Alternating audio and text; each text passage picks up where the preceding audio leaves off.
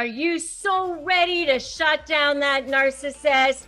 By the end of this video, you're going to have 10, count them, yes, 10 key phrases to shut them down. So stay tuned.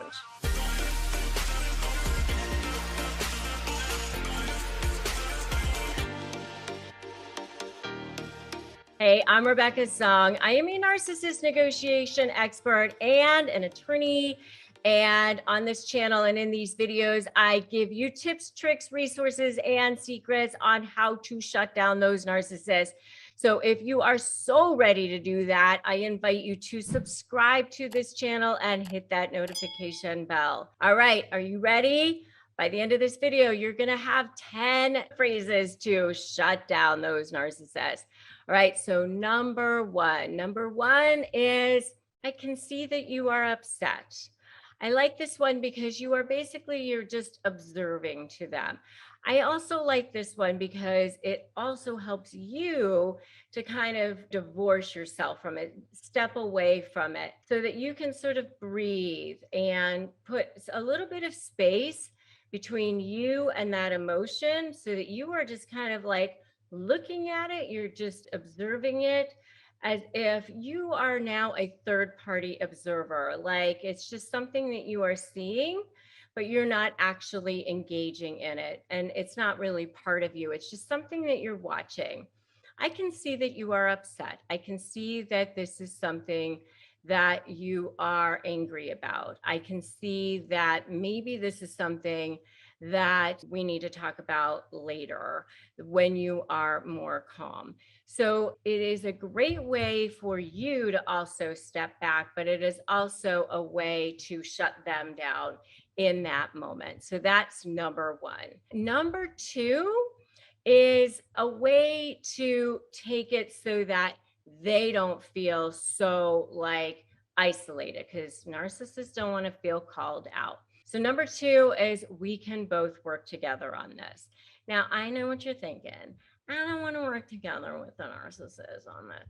I know you don't want to, but all I'm saying is they don't want to feel called out. So sometimes you have to make them feel like we're all together and we're on the same side and we're doing this together, so that they don't feel like they're being called out, even if you're not necessarily doing this. Remember what I always say: ethically manipulating the manipulator. So even if you don't feel like it, sometimes you have to take your ego out of it, and you can say things like, we're working together on this, just so that they feel like they're not being called out on this. Okay, so that's number two. We can both work together on this, so they feel like it's a we instead of a you.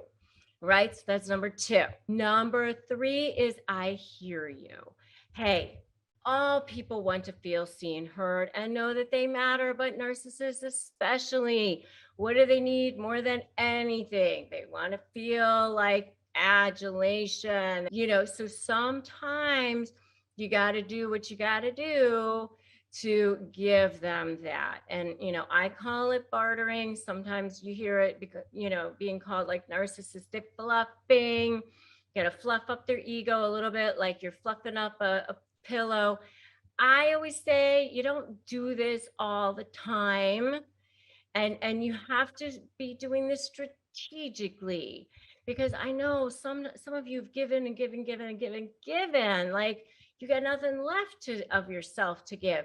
So you have to make a choice where you're only doing this, where you're saying, I'm making a decision to do this because I'm going to do this right now in order to get something in return. So sometimes you need to say, I hear you in that moment, because you are going to get something in return at that moment as well. And this is especially true when you are in a negotiations setting, for sure. All right, so that's number three. Number four, I like this one too, because especially when the emotions get high and intense and red hot, how do you calm them down? You can say things like, I have no right to control how you see me. Okay, fine. You can say whatever you want about me. I have no right to control how you see me. You know, the old sticks and stones can break my bones. You can say whatever you want. I have no right to control how you see me. So you can say whatever. And it's great because they're starting to recognize at that point that you're not going to be moved by how they perceive you or the things that they say about you. You can say that I have no control how you see me or the things that you say. And that will kind of shut them down because they're starting to realize that they're not getting an emotional rise out of you, which is the thing that they want more than anything, because that's the payoff for them. When you get upset, that gives them narcissistic supply, and then that's the payoff that they want. Okay, so when you don't give them that, then they don't get that payoff. So that's number 4. Number 5, I'm not upset with you. Again, you're shutting them down because you're not giving them that supply. That is also a way to shut them down. Anytime you are cutting off that supply source, that's when you are starting to shut them down, because that's their food, that's their oxygen, that's their lifeblood. And they're always trying to say things to trigger you, to try to get that supply out of you, to try to get that rise out of you, to try to rile you up. If you want to know more about the kinds of things that they say, you can definitely check out my video called Narcissist Favorite Catchphrases, because there's a lot of things that they say to try to get you riled up. All right. Number 6 is your approach is not working for me. You know, the kinds of things that you're saying, the kinds of things that you're doing. If you're trying to get something from me here, if whatever it is that you're trying to get me to do, you know, it's not working for me. So, you know, you're not going to be getting what you want from me. So perhaps you might want to try a different approach. So that's number 6. Number 7 is you can disagree with me, but you have no right to disrespect me. I like this. I used to have to say this kind of thing to opposing counsel sometimes when I was litigating on a regular basis. Like, we can disagree without being disagreeable. You can disagree with me, but we don't have to be disrespectful. We can disagree, but perhaps we just need to take this up with the judge. You know, I mean, I used to have to say this kind of thing to other lawyers. But, you know, when you're dealing with narcissists, they love to go low. They love to do the low blow thing. They love to make it personal right away. And it's up to you to set that standard, to set that bar, because they're not going to do it. You have to do it.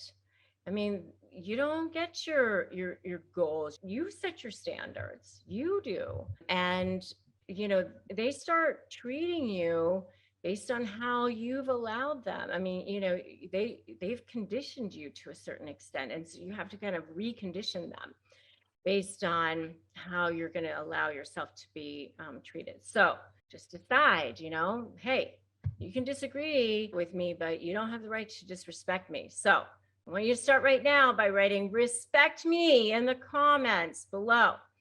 That's where you're going to start.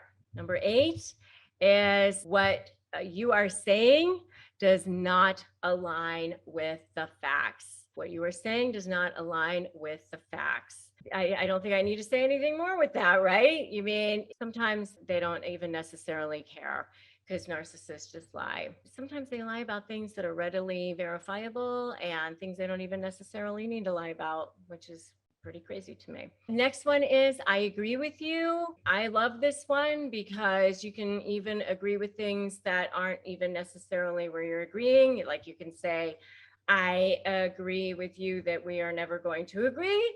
I agree with you that that's your opinion. I agree with you that that's what you think. I agree with you that that's what you believe. So that is number 9. And number 10 is goodbye. Number 10 is I'm walking away. Number 10 is see ya later or never. You know, that's really the best one, honestly. I mean, when you can get to a point where you are not ever having to talk to this person ever again in your life and you can really shut them down completely, that's really the best, honestly. I mean, not everybody can get to that point.